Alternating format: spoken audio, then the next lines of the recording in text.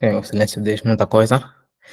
Então, como podem ver, na segunda-feira vimos dois tópicos: C++ Standard Template Library e algoritmo de força bruta e backtracking, né? Hoje temos mais dois tópicos, como disse anteriormente, e vou começar por partilhar a minha tela, que é para começarmos então com o primeiro tópico de hoje. Como podem ver, acho que já está a partilhar. Começaremos com pilhas monotônicas. Não sei se os colegas já ouviram dizer, então vamos a isso. Então, vamos começar com uma motivação, né? Imaginem que nos é dado um array que nos pedem para imprimir o próximo maior elemento para cada elemento. Exemplo, né? Para já deixa ativar meu laser. Por exemplo, aqui temos esse vetor 4, 5, 2, 25. Né? O próximo elemento do 4 é o 5. Aqui 5. Do 5, podemos ver que é o 25. Depois do 2, quem vem depois é o 25, né? Está aqui, 5, 25, 25. Mas quando chegamos no 25, já não tem ninguém à frente. Então, retornamos menos 1. Então, gostaria de saber dos colegas qual seria a vossa ideia para resolver este problema. Alguma opinião? Dado um array, imprime o próximo maior elemento para cada elemento. Qual será a vossa ideia?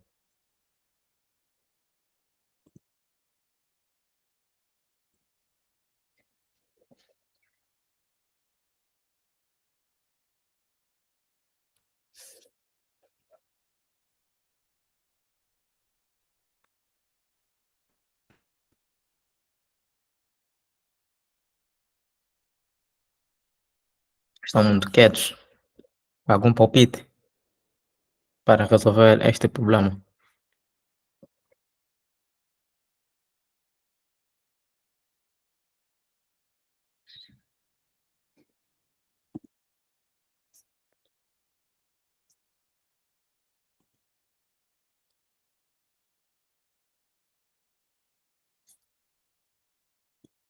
Bem, já que na resposta, acho que podemos avançar.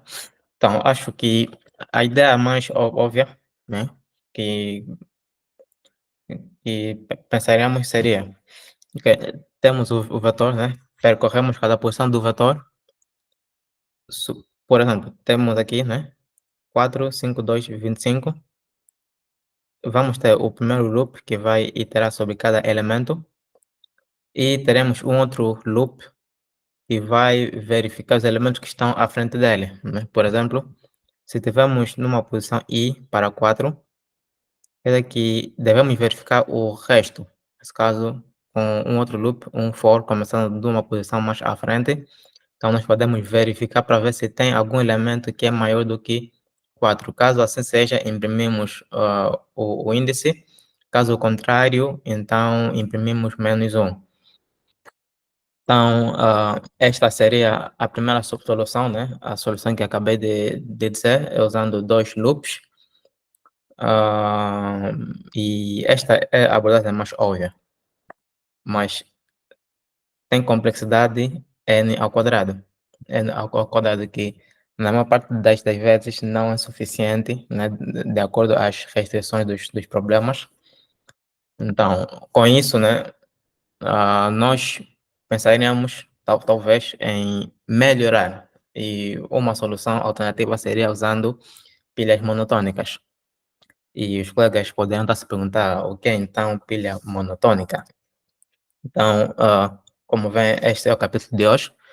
Veremos o que é isso e como funciona. De uma forma conceitual, uma pilha monotônica é uma estrutura especial que retém os elementos tanto em ordem crescente ou decrescente baseado no tempo de chegada. O que é isso? Por exemplo, temos aqui esse array, né? 1, 7, 9, 5 e 8. Se quisermos transformar numa pilha monotônica, né? que podem ser do tipo crescente ou decrescente, teremos algo desse jeito, né? As pilhas, né, se vermos essas duas figuras, né, as pilhas começam de baixo, né? Um foi o primeiro elemento a ser inserido, e enquanto nós avançamos, né, subimos, então veremos que os elementos estarão de forma crescente. Já decrescente, né, é o contrário, né? Podemos ver aqui está começando do 9 e depois temos o 8. Porém, como podem ver, não há basicamente relação entre essas duas representações. Veremos já como é que funciona. Aqui, quis apenas passar a ideia, né, da pilha monotônica e os tipos de pilhas monotônicas que existem, que são crescente e decrescente. Então, o que diferencia a pilha monotônica da pilha regular? Simplesmente a ordem. Então, na pilha monotônica, nós especificamos se a ordem é crescente ou decrescente, diferente da pilha regular. E como é que podemos alcançar a pilha monotônica crescente? Então, temos aqui um pseudocódigo. Nós iremos explicar com simulação, acho que fica mais simples. Porém, gostaríamos de frisar que a complexidade, ao invés de ser quadrática, é linear. E é a partir dessa complexidade que a monotonic stack seja uma melhor via ou uma melhor alternativa.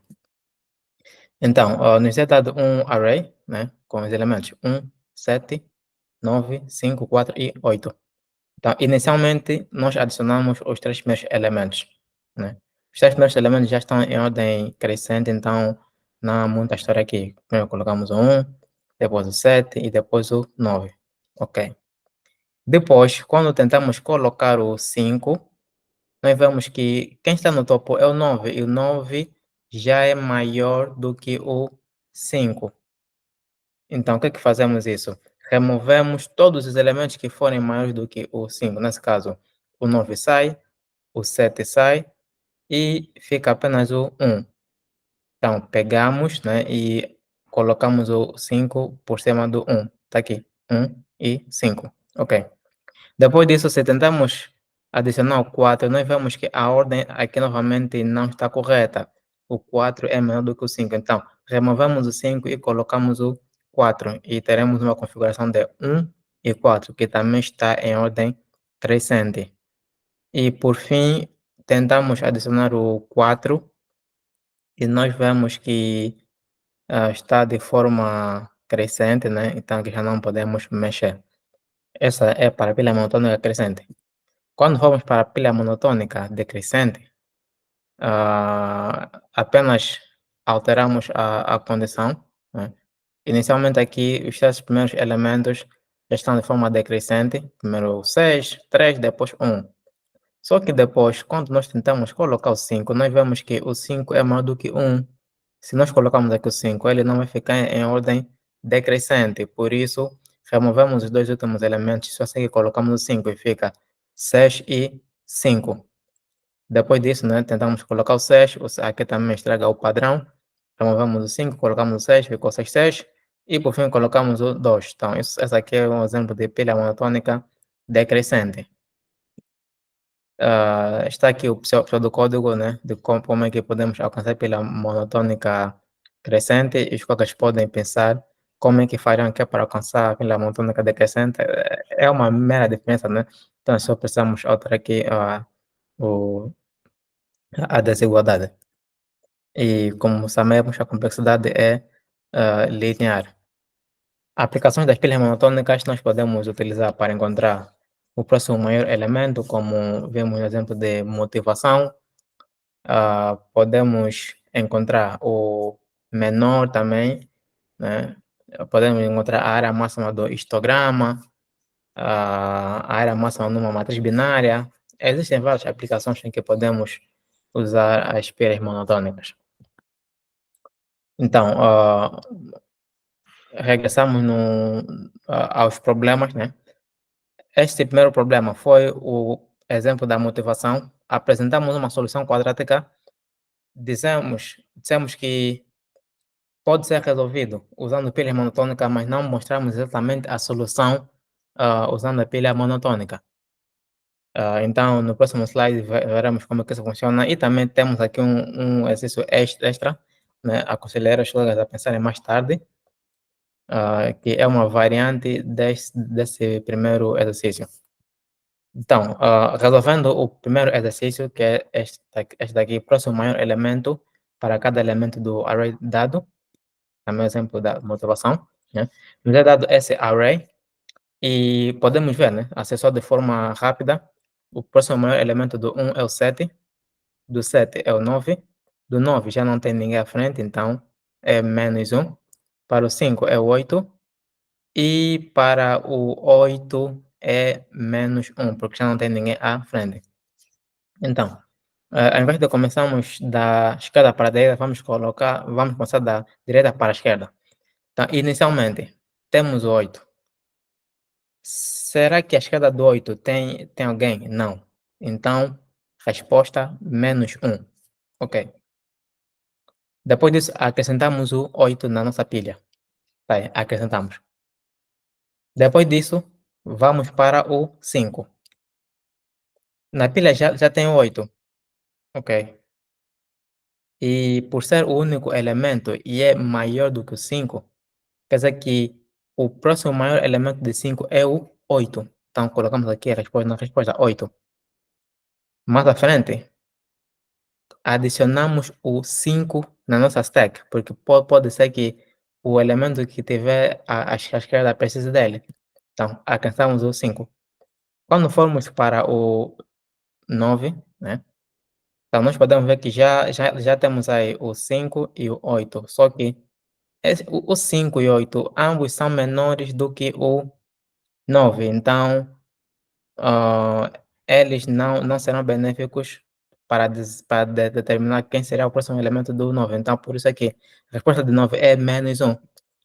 Então, nós removemos os dois elementos, depois fica vazio, resposta é menos 1, mas no final acrescentamos o 9. Quer dizer que o 9 nesse momento é o único maior elemento na pilha. Quando formos para o 7, né, como só tem o 9 na nossa pilha, o 9 é maior do que o 7, então o próximo maior elemento do 7 é o 9. Então está aqui na resposta 9. E depois disso acrescentamos o 7. Mais tarde, quando avançarmos para o 1, né, já existem dois elementos na nossa pilha. E ah, como 1 é menor do que os dois elementos, então o próximo maior elemento de 1, nesse caso, é o elemento do topo da nossa pilha, que é o 7. Então, é basicamente isso, né? Como é que as pilhas monotônicas podem ser usadas para resolver o nosso problema. O pseudocódigo para a simulação que fizemos pode ser visto aqui. E podemos ver que as ideias de pilha monotônica crescente ou decrescente estão aqui espelhadas, e é basicamente desse jeito que nós usamos as pilhas monotônicas para resolver esse tipo de problema. Aconselharia os colegas a tentarem compilar em casa, né? Testarem para ver mesmo como é que funciona. E se tiver alguma dúvida, estaria feliz em responder. Então, alguém tem uma dúvida? Se não, então avançaremos para o próximo capítulo, que seria a pesquisa binária na resposta. Então, dentro em breve modo de slide.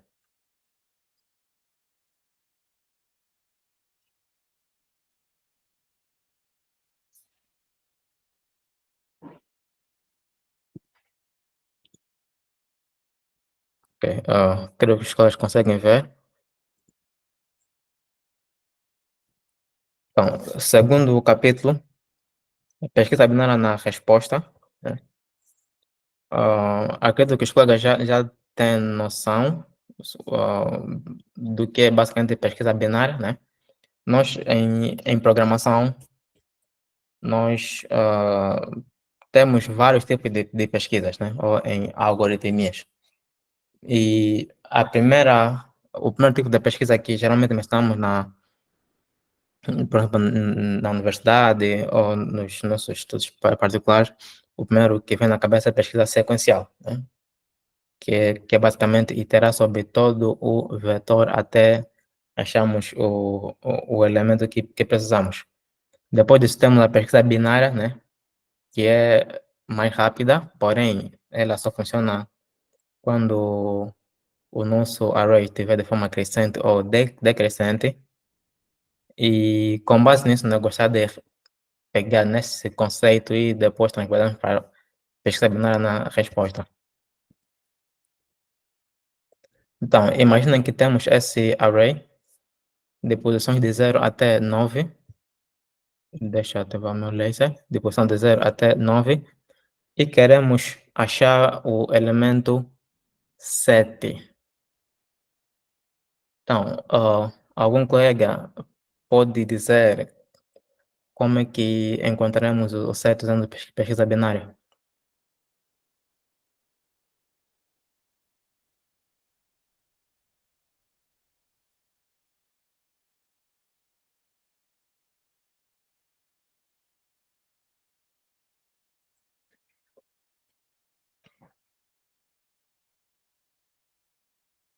Como é que podemos usar a pesquisa binária para localizar o 7?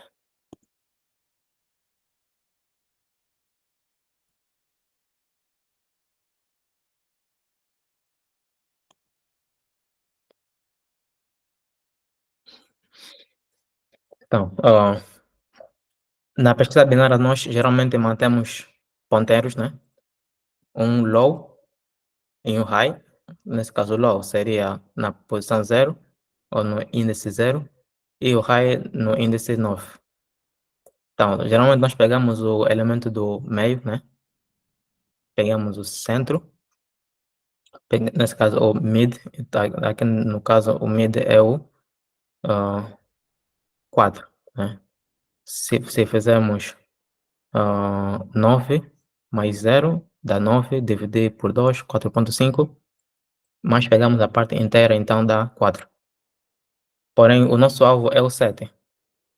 Então, o 7 é maior do que o 5.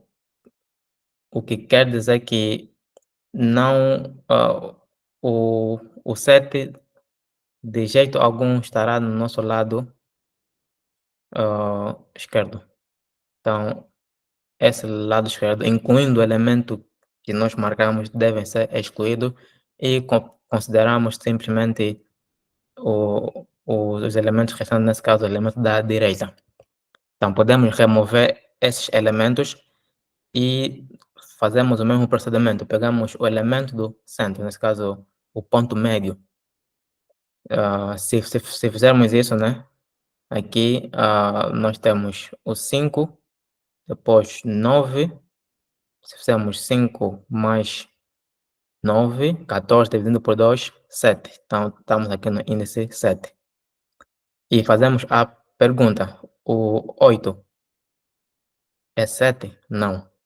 Depois vemos, está no lado esquerdo, ou seja, o 7 estaria no lado esquerdo ou no lado direito. Com base a nossa chave, então, podemos ver que estaria no lado esquerdo. Portanto, o 8 e todos os elementos que tiverem à sua direita devem ser excluídos. E considero a outra parte restante, nesse caso, da parte esquerda. Então, 8, 9 e 10 devem ser excluídos.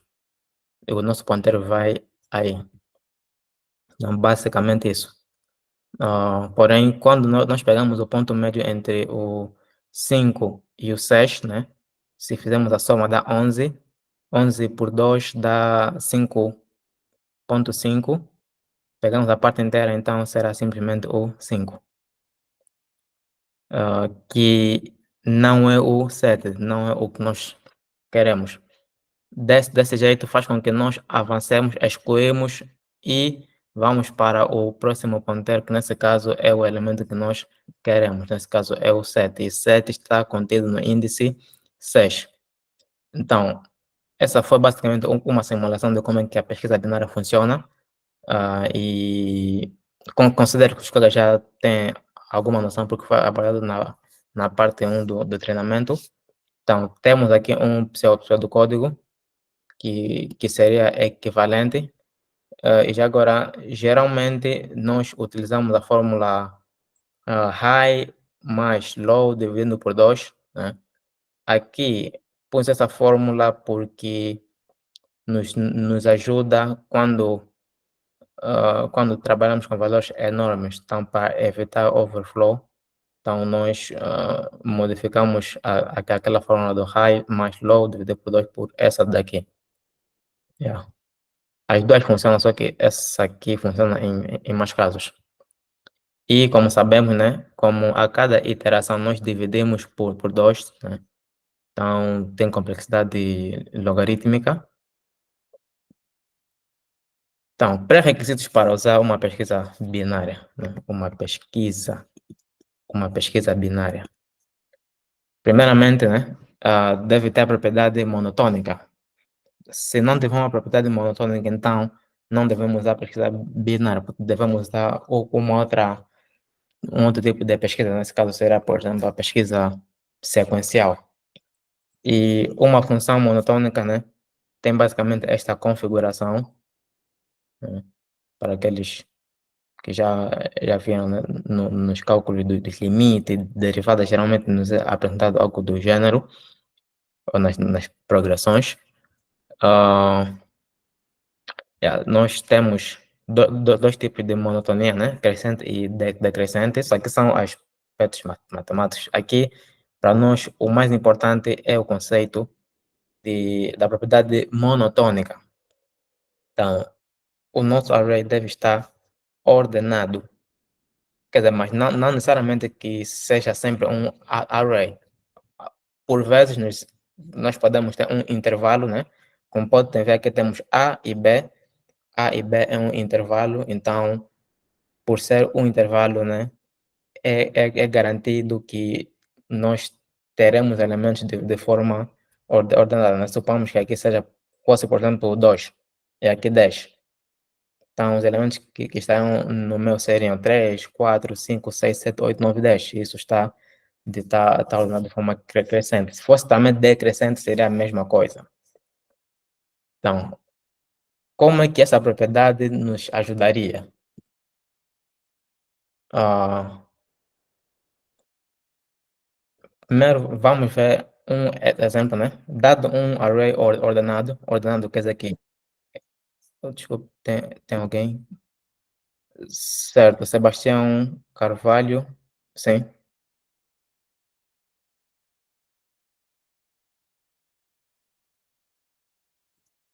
Oh, desculpa.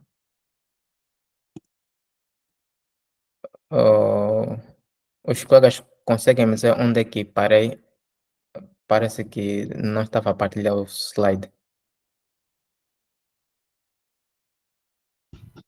Desde o início da explicação do como, do porquê ou quando usar uma pesquisa binária. Ok, obrigado. Vou regressar. Ah, Conseguem ver o laser?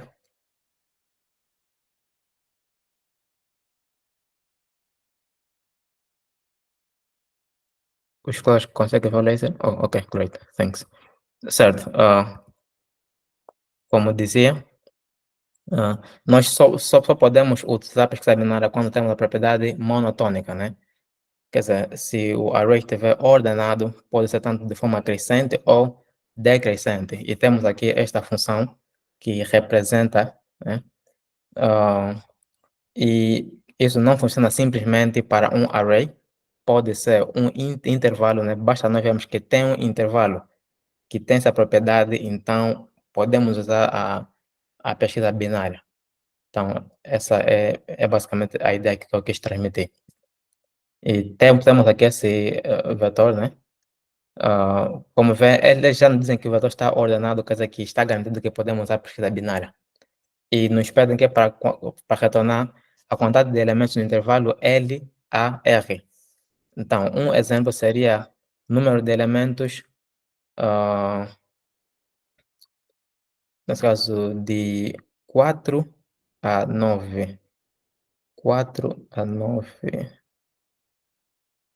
Não sei se esse exemplo está muito relacionado a isso, mas vamos utilizar o exemplo de 3 a 6, né? Quantidade de elementos de 3 a 6. Ou 4 e de 9 também faz sentido, né? Ok.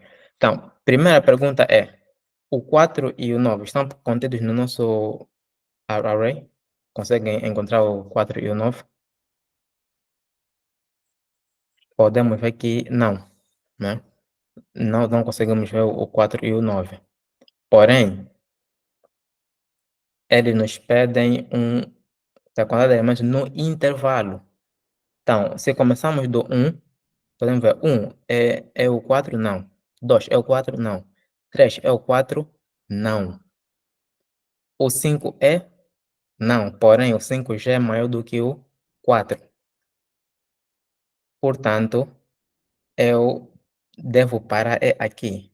Aqui. Então, paro aqui. Depois disso, né? Estarei à procura do 9. Poderia ter avançado, né? Se começarmos novamente daqui, do 1 é 1, não. 2 não. 3 não. 5 não. 6 não. 7 também não. 8 também não. É o 10? Não. Porém, o 10 já passou o 9. Quer dizer que não devo considerar o 10. Devia parar aqui. Então, o primeiro parou aqui, o segundo parou aqui. Se pegarmos a diferença de elementos, então isso nos dá a resposta, né? E claro, deve ser sempre o último elemento mais um, porque estamos a trabalhar com Zero-Based Index. Então, esse é um problema clássico de pesquisa binária, né? Aqui, se as escolas quiserem resolver isso, seriam basicamente duas pesquisas binárias. Primeiro, nós procuraríamos o 4 aqui na pesquisa, depois pesquisaríamos o 9 e com base aos intervalos nós faríamos a diferença até encontrarmos o 4, sem muito segredo. Aqui ainda não estamos no novo tópico. O outro problema seria encontrar a raiz quadrada de x em ordem de complexidade de log n, sem uso da função built-in sqr, que é a função usada aqui para achar a raiz quadrada. E nos pedem que é para assumir que x é maior do que zero e sua raiz é inteira. Prontos. Nos pedem que é para calcular a raiz quadrada de um número. Vendo isso, qual seria a primeira ideia que os colegas teriam? Ou seja, será que esse problema tem propriedade monotônica? Se sim, qual será o vosso argumento? Eles nos dizem que o x é maior do que zero, e dizem que a raiz quadrada, que a raiz é um número inteiro, e pedem a raiz quadrada em tempo logarítmico.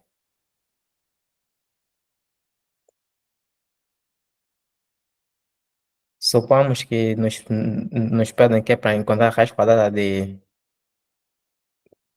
5, né? 5. Obviamente, se for que é para calcular a raiz quadrada de 5, quer dizer, nós poderemos ter várias abordagens.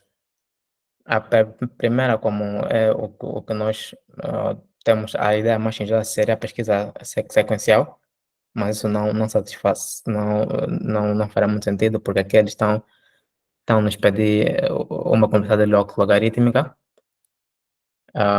Então, primeiro é que nós devemos ver, será que essa questão tem propriedade monotônica? Claro que sim. Agora, como é que nós faríamos para iterar sobre ele?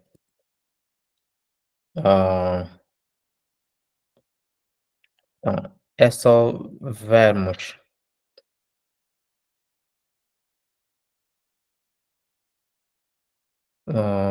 Por exemplo,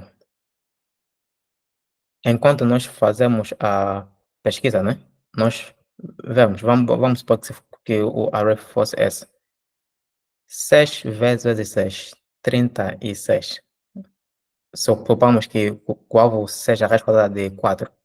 Se começarmos aqui 6 vezes 6, 36. 36 é maior, quer dizer que a resposta não vai estar na direita, então excluímos todos. Vamos cortar o intervalo, depois vamos ver, supomos, vemos aqui no 3. 3 vezes 3, 9. 9 é maior do que 4, então desconsideramos.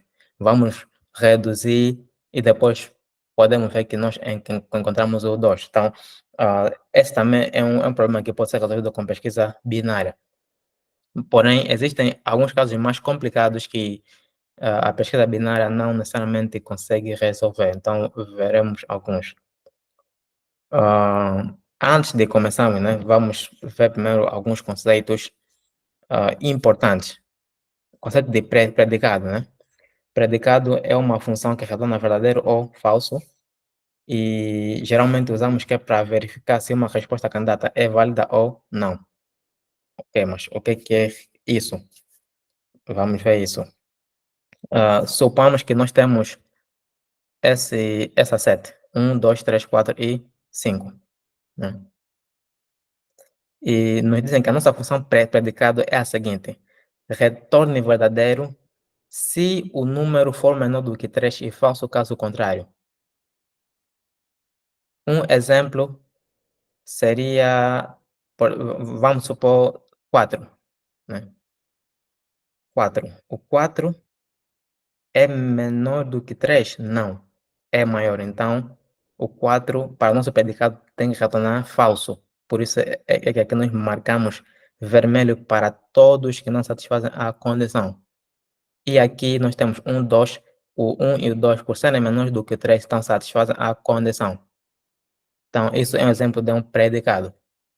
Porém, aqui, né,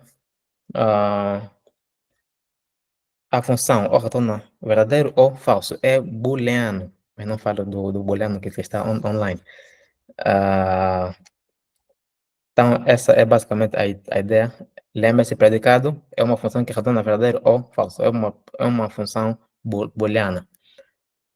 Então, como é que isso pode nos ajudar, né? Então, essa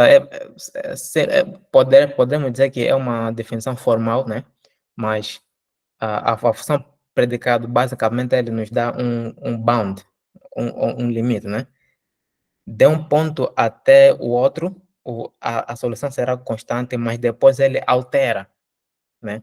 Por exemplo, aqui, se P de x é verdadeiro, então P de y é verdadeiro para todo o y maior do que x. O que é que eles querem dizer com isso? Por exemplo, aqui. A partir desse ponto, nós temos a separação do falso e do verdadeiro. A partir dessa posição aqui, que é true, o resto será também true. Então, por isso é que ele diz verdadeiro para todo y. Então, quer dizer que essa parte aqui é verdadeira, essa parte é falso. O contrário, né? Supomos que é daqui, t. Então, do primeiro t, do primeiro verdadeiro até um certo intervalo, também será, a condição será satisfatória. Só que vai sempre existir um ponto em que a resposta altera. Né? Vai existir um ponto em que vai mudar de true para false. Aqui começou de false, mudou para true, depois aqui true mudou para false. Então, ainda continua a ser um exemplo de predicado. Então, essa aqui é a ideia principal de pesquisa nas escolas, não podem esquecer disso. E com isso, né, nós daremos um exemplo. Pronto. Dado um número positivo x, a tarefa é encontrar um maior número inteiro positivo que satisfaça a seguinte condição: n ao quadrado menor do que x. Então, este exemplo, né, é quase semelhante ao outro. Nesse caso, a essa questão que estávamos a tentar discutir aqui. É quase idêntica. Porém, aqui eles nos pedem, né, exatamente a raiz quadrada. Né? Já aqui eles nos pedem, nesse caso, o quadrado, né, mas deve ser menor do que 1x, não igual. Nós temos uma condição aqui. Então, os colegas podem pensar que essa condição é o nosso predicado. Então, essa condição para um input que nós fornecemos, né? Vamos supor um i qualquer um n ao quadrado, ou essa condição vai ser verdadeira ou vai ser falsa. Então, é um ponto importante. Qual seria a primeira abordagem para resolver esse problema? A solução mais ineficiente e ingênua seria encontrar a resposta de forma aleatória, né? Vamos supor que, ok, inicializa a resposta com um zero e depois aleatoriamente nós podemos verificar quais são os elementos que satisfazem a condição. Um exemplo seria, por exemplo, ah, 14. 14 vezes 14. Será que essa condição é menor do que o input fornecido, né? Aqui no nosso caso, o x, nesse caso, esse aqui é 101 e estamos à espera, né, do output 10. O elemento que satisfaria, desculpa, que satisfaça a condição. ah, por exemplo, aqui 10 vezes 10, 100, e 100 é menor do que o x. Ah, yeah. Então, se tentarmos ir por esse caminho, vai ser perca de tempo e para já a solução seria ambígua, né? Depois disso, usando uma pesquisa sequencial, resolve o problema, sim, porém, como sabemos, isso leva tempo, yeah, a complexidade para já não seria boa. Ah,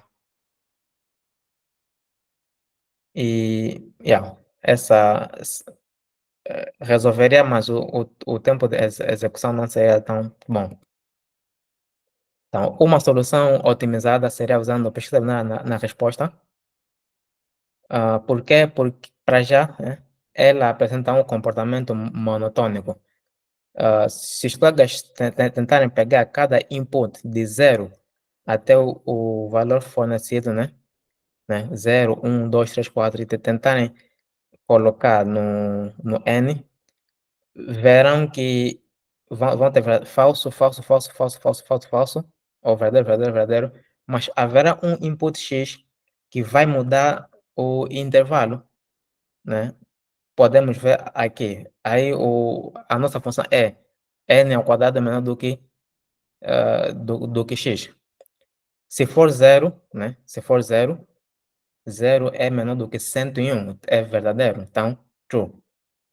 Se for 1 ao quadrado também é menor do que 101. True.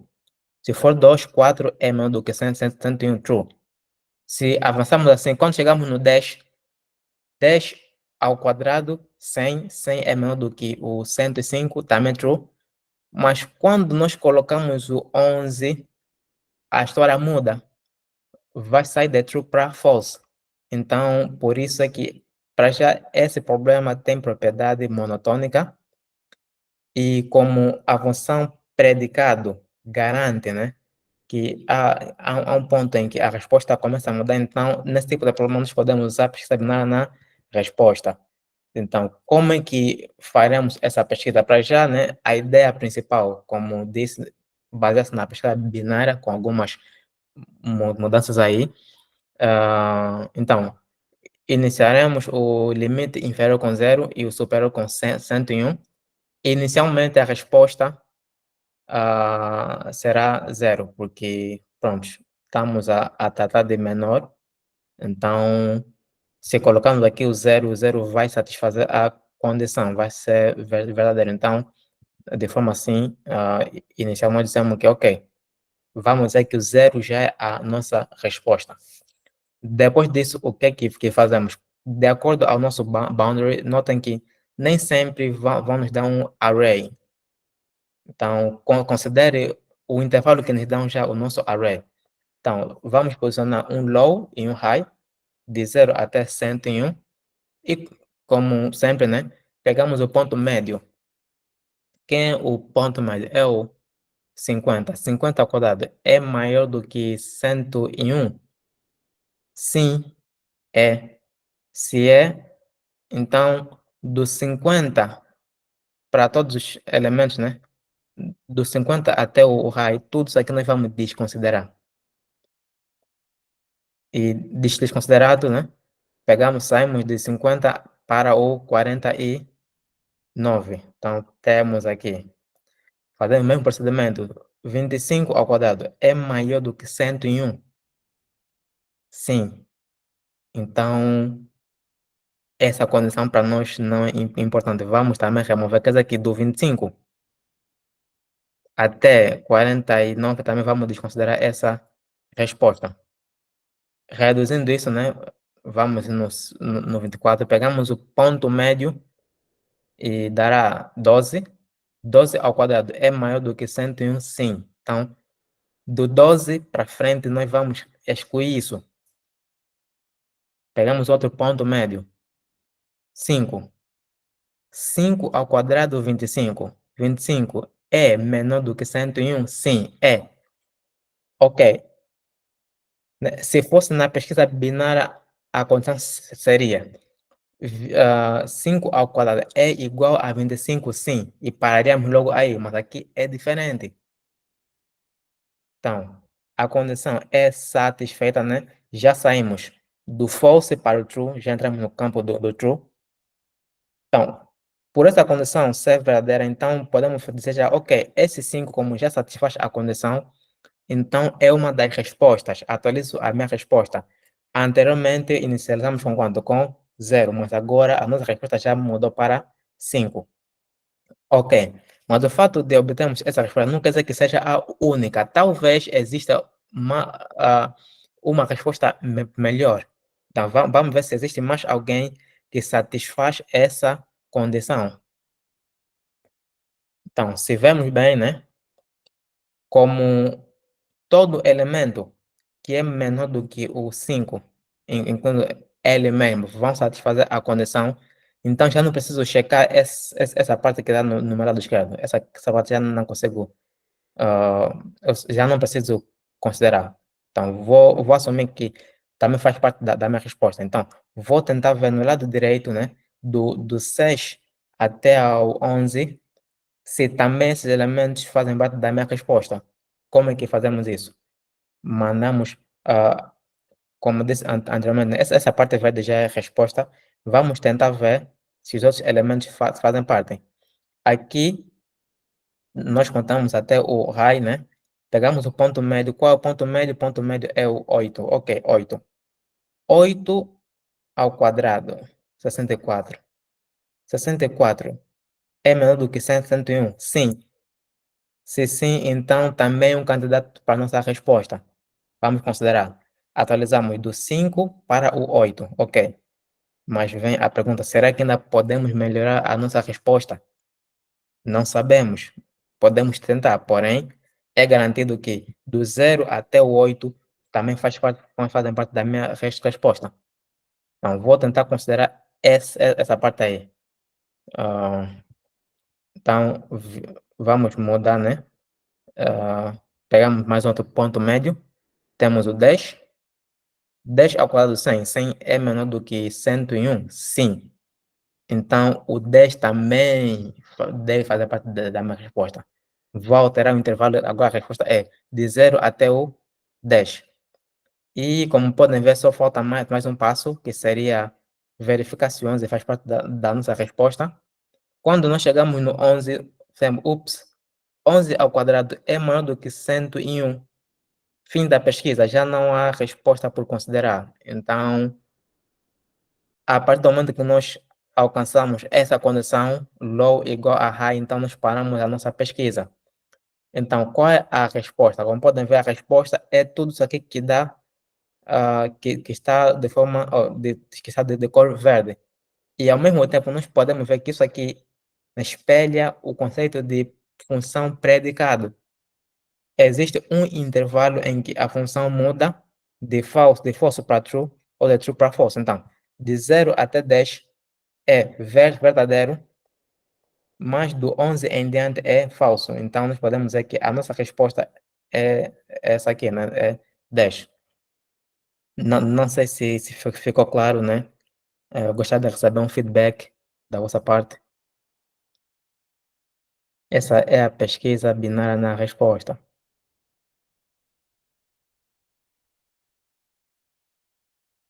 E de forma intuitiva, né, podem também ver como é que a função funciona, né? Aqui posso já também dar uma intuição básica. Ah, sempre que a resposta é satisfatória, é satisfeita, nesse caso a nossa condição, né, nós consideramos a resposta, aumentamos o ponto médio e verificamos a outra parte. Então, essa vem a transação daqui para aqui. Então, é basicamente isso.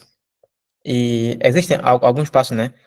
Todo esse processo que eu fiz está aqui mais tarde com mais calma. Se quiserem ler, é só verificar o slide. Então, não vou perder muito tempo, né? Mas o ponto primordial é essa. Tem natureza monotônica. E também a função o conceito de predicado é válido. Então, como essas duas condições são satisfeitas, então aqui nós podemos usar para escrever na resposta.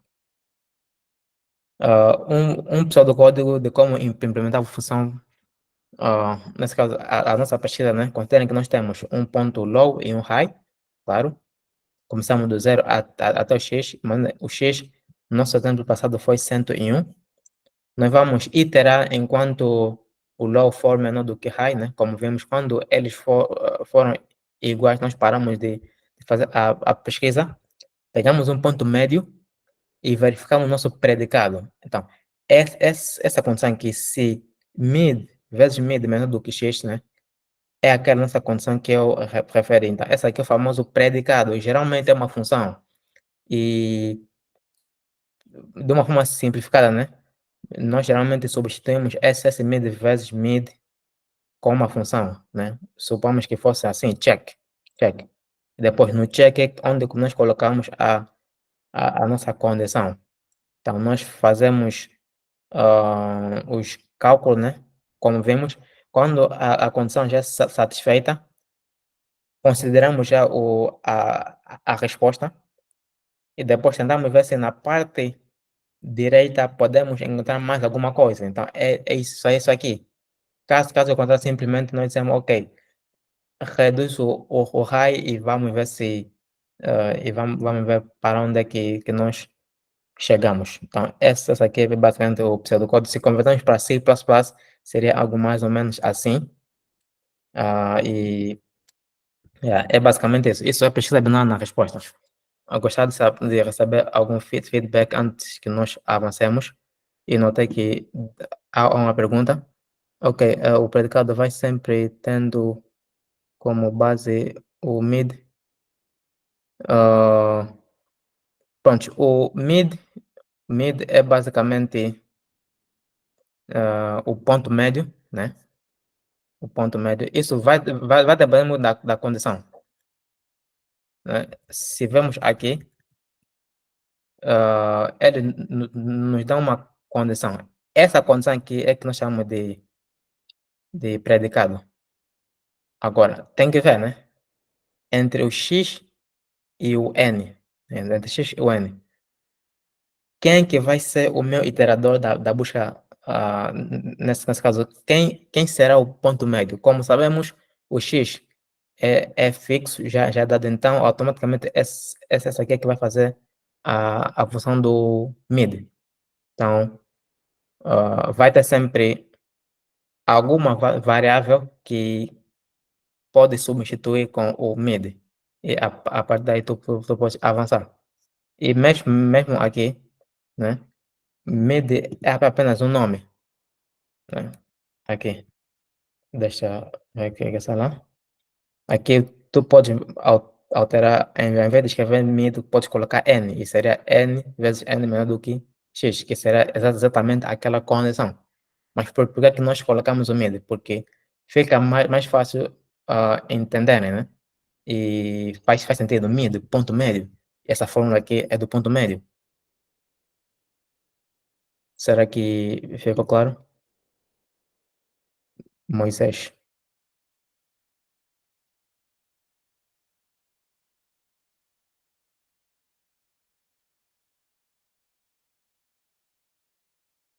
Great. Obrigado. Yeah, então, essa é basicamente a ideia. Agora, vamos mudar um pouco de tópico, né? Ainda continuamos na pesquisa binária, né? Na parte 1 do treinamento, nós já havíamos visto a pesquisa binária, né? E aqui fez uma recapitulação e introduzir a pesquisa binária na resposta que é muito útil. Porém, existem variações da pesquisa binária, né, que também são úteis. Nesse caso, o conceito de lower bound e upper bound. Para usuários do C++, né, para amantes do C++, nós sabemos que usando as STL, Standard Template Library do C++, nós podemos usar o lower bound, porém, em outras linguagens de programação como o Java e o Python, não existe essa função pronta. Então, às vezes, há necessidade de implementar e também tem vezes que pedem uma variante, né, do lower bound que deves, né, fazer uma alteração aí. E só se consegue se tiver o domínio da implementação do lower bound e upper bound. Mas o que é exatamente lower bound e upper bound? Então, imagina que nos é dado um array, vamos esse array aqui de 1 a 81, né? E temos o elemento 8 aí, 8. Podemos ver que 8 está em várias posições. Começa da posição 5 até a posição 12, ou índice, né? Índice. Índice seria a expressão mais correta para esse caso. Então, e ele nos pede qual é o upper bound e o lower bound de 8. Então, aqui a resposta correta seria, primeiro, 5, porque 5 é onde começa, é onde 8 começa a aparecer, então essa aqui vai ser o lower bound. Então, temos aqui um intervalo, e depois temos aqui novamente o 8, né, no índice 12. Então, aqui nós temos lower bound e upper bound. Esse é o conceito. Aqui, se tentarmos usar a pesquisa binária, poderemos facilmente encontrar o 8. Agora, como é que nós faríamos para encontrar o último elemento? Então, há que fazer alguma alteração no código inicial da pesquisa binária. São apenas algumas condiçõezinhas que nós precisamos alterar, que é para alcançar isso. E aqui podemos ver também, esse aqui é o intervalo do 8. Então, como disse, né? Esse é o lower bound, esse daqui é o upper bound. E sugeria às coisas que comecem a pensar como é que implementaríamos isso. Como é que implementaríamos o lower bound e upper bound? Alguma ideia?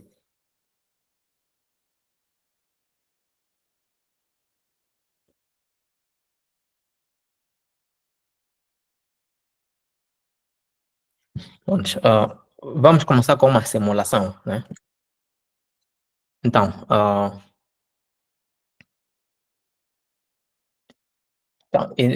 inicialmente, né, nós estamos à espera queremos calcular o lower bound, né? Então, vamos assumir o seguinte. Nós sabemos que, para já, o nosso array tem propriedade monotônica. Então, se eu não conseguir encontrar nenhum elemento, é óbvio que a resposta tende a estar fora do nosso intervalo, né? Se o nosso array começa do 0 até o 9 e nos pedem o lower bound, eu sei que o lower bound não está presente no nosso array. Então, ou a resposta é -1, ou a resposta é um índice que não faz parte do nosso array, nesse caso 10. Então, automaticamente nós dizemos, ok, a minha resposta é o 10. Ok. Mas agora, vamos tentar para ver se conseguimos sair do 10 para um índice que está no intervalo de 0 a 9. Como sempre, pegamos primeiro o ponto médio, né? 0 mais 9 dividido por 2, 4,5. Pegamos a parte inteira, dá 4. E testamos. O 6 é maior ou igual do que o x? Quem é x? X está aqui. X é 2. Desculpa dizer, ok. Yeah. X é o 2. Então, essa condição aqui, né, não satisfaz. Então, o que é que vai acontecer? Nós iremos desconsiderar toda essa resposta aqui. E agora, lá, bom, ok, aqui tem uma definição básica, né? Yeah. Então, desconsideramos essa parte e nós vamos tentar ver se conseguimos encontrar. Ah, aqui, o 4 é maior ou igual do que 2? Sim, né? O 4 é maior do que 2. Quer dizer que também esta poderá ser uma resposta. Então, a resposta que nós podemos dizer que saímos do 10 para o 4, né? E já agora, acho que não havia mencionado e ficou um pouquinho confuso. Ah, nós estamos à procura dessa condição aqui. Eles querem os elementos que são maiores ou igual do que 2. Acho que isso é importante referir, né? Aqui no primeiro passo, nós vemos que o 6 é sim maior. Então, por ser maior, nós podemos dizer que o 6 faz parte da nossa resposta. Então, melhoramos a nossa resposta de 10 para o 6, mas avançamos na esperança de talvez encontrar um elemento melhor, nesse caso, um melhor lower bound. Por isso é que nós desconsideramos essa parte aqui, né? Desconsideramos essa parte e vamos ver se existe um candidato melhor. Pegamos novamente o ponto médio, 0 mais 4, 4 dividido por 2, 2. Então, chegamos aqui nesse ponto médio e verificamos. O 4 é maior ou igual do que 2? Sim. Se sim, quer dizer que todo mundo que estiver no meu lado direito já não vai melhorar a minha resposta, porque eu já estou no 4. Então, se eu tentar, por exemplo, ir no 5, 6, entre outros, isso de qualquer jeito não vai melhorar a minha resposta. E aqui, né, o índice em que estamos já é o 2. Ok, o índice é o 2, mas o elemento é o 4. Então, nós atualizamos. E já agora, acho que aqui seria 2, né? Porque estamos a trabalhar com o índice. Ok, estamos aqui no 4, mas o índice é 2. Então, vemos. Quem é o ponto médio? Né? 2 mais 0, 2, dividido por 2, vai dar 1. Então, nós vemos aqui e verificamos. O 3 é maior do que 2? Sim, é. Se sim, então atualizo já a minha resposta. Nesse caso, esse 2 aqui, que era o ponto médio anterior, ele já faz parte da minha resposta, como disse anteriormente. E depois, né, vamos tentar avançar.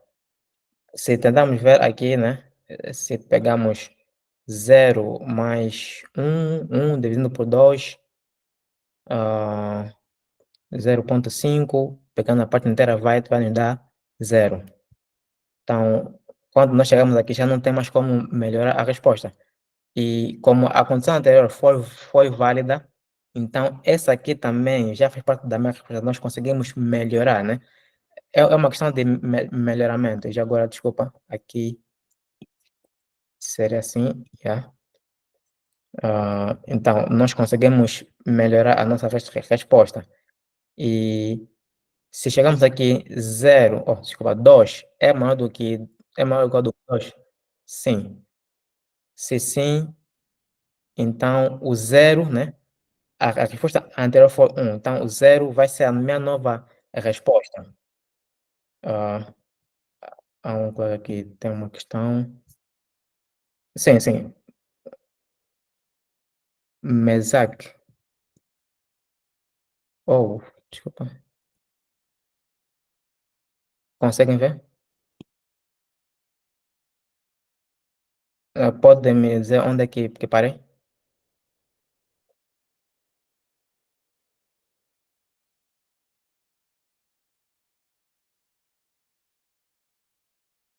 Ok.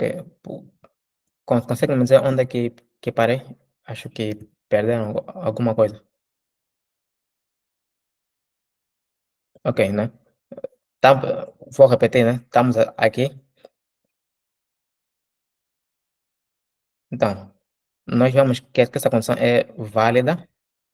Então, caso que esse 2 aqui já é um candidato para melhorar a minha resposta, nós colocamos, porém, vou verificar os outros elementos que estão à minha esquerda. Nesse caso, vou tentar ver se o 0 e 1 podem melhorar o meu 2. Então, desço e vejo, né? Qual é o ponto médio? É o 3. Ok, 3 satisfaz a condição? Sim. Como essa aqui satisfaz a minha condição, altero a minha resposta. Aqui, como está 2, agora melhoro para 1. Então, por isso é que aqui melhorei para 1. Quando chego no 2 também satisfaz. Então, vou ter que melhorar a minha resposta do 1 para o 0. Então, 0. Chegando aqui, nós vemos que low é igual a mid, que é igual a high. Então, quando atingimos essa condição, já não podemos fazer nada, porque já estamos no. É o término da nossa pesquisa. Então, essa é basicamente como é que o Bound funciona. Não sei se ficou claro, né? Mas rapidamente posso recapitular. A ideia é nós primeiro tentamos encontrar o intervalo que satisfaz a condição, ok? Então, logo que nós vemos que satisfaz a condição, quer dizer que o índice em que nós estamos já é uma resposta melhorada. Então, nós pegamos na anterior, vamos fazer uma atualização. Aqui no nosso caso, inicialmente dissemos que é 10, como o 6 satisfaz, então, altera de 10 para o 4, né? 4 é o índice, por isso é que colocamos aqui é 4. Só que quando nós iteramos novamente, né, pegamos o ponto médio e tentamos avançar, ponto médio é o 4, 4 é maior do que 2, então também esse 4 aqui que está no índice 2 pode ser uma resposta melhorada. Então, ao invés de termos 4, vou atualizar para o 2. Basicamente, tu consideras isso como uma nova resposta e verificas se tem alguém à tua esquerda com uma resposta melhor. Então, essa aqui é a parte mais importante do layer bound, né? Se tá tratado do layer bound, primeiro, a condição é satisfeita, sim. Se sim, pega o índice em que tu estás, nesse caso mid, atualiza a tua resposta e desconsidera tudo que tiver à tua direita. Quer dizer que esse 5, 6, desconsidera, verifica se no teu lado esquerdo, né, excluindo o elemento em que tu estás, nesse caso mid menos 1, se aí tem uma resposta que melhora a tua. Então, essa é basicamente a ideia de lower bound. Se fosse upper bound, seria quase o contrário, né? Tu verificas se satisfaz, atualizas a tua resposta. Porém, ao invés de verificar no lado esquerdo, vai ter que verificar no lado direito para ver se tem alguém que melhora a tua resposta. Então, uma implementação, né, como disse, bound, né? Nós pegamos, iteramos até que o low seja igual a high, pegamos o ponto médio, verifico se a condição é satisfeita. Essa condição é satisfeita? Sim. Se sim, o mid vai ser a minha resposta atualizada, porém, verifico todo mundo que tiver à minha esquerda para ver se aí tem alguém que melhora a minha resposta. Então, os colegas podem dar a ver que esse source do Larabound é muito intuitivo. E, claro, tem semelhanças com a pesquisa binária na resposta. Na verdade, a set é a mesma que a pesquisa binária, né? Mas tem variantes. Por exemplo, aqui, ao invés dessa condição, nós podemos dizer que essa condição é o predicado, né? Nós podemos dizer que essa função é o predicado. Ah, e alterando, né? Para sairmos de lower bound para upper bound, é só fazer aqui a mudança, né? Aqui simplesmente mudamos a condição. Simplesmente mudamos a condição e nós podemos atingir o upper bound. Então, essas são as variantes de binary search que existem. Eu garanto que com, com esse conhecimento, os colegas conseguem resolver qualquer tipo de binary search.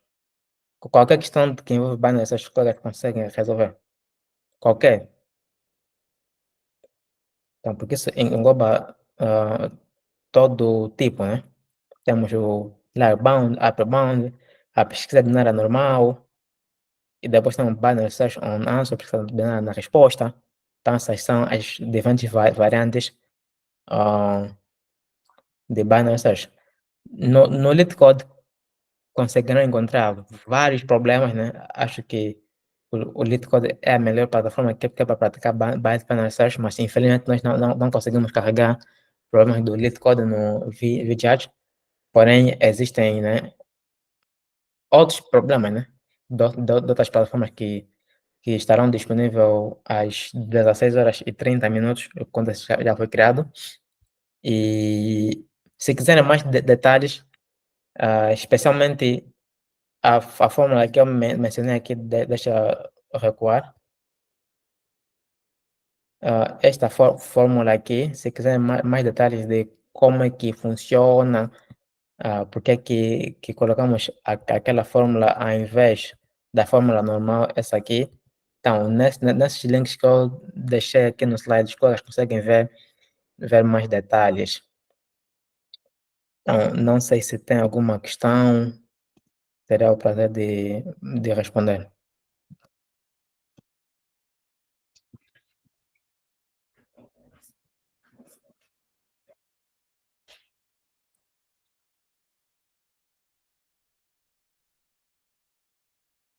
Alguma questão sobre tudo o que abordamos até aqui?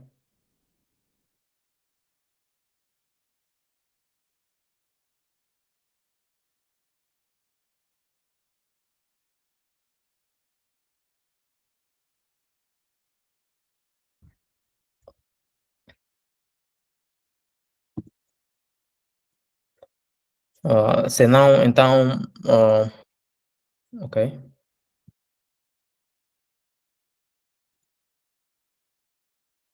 Ok, só durante a prática individual, ok, ok. Então, os colegas conseguiram ver ah, os, os problemas e em termos de implementação, não recomendo ah, copiarem, né, diretamente os sources que nós colocamos aqui, né?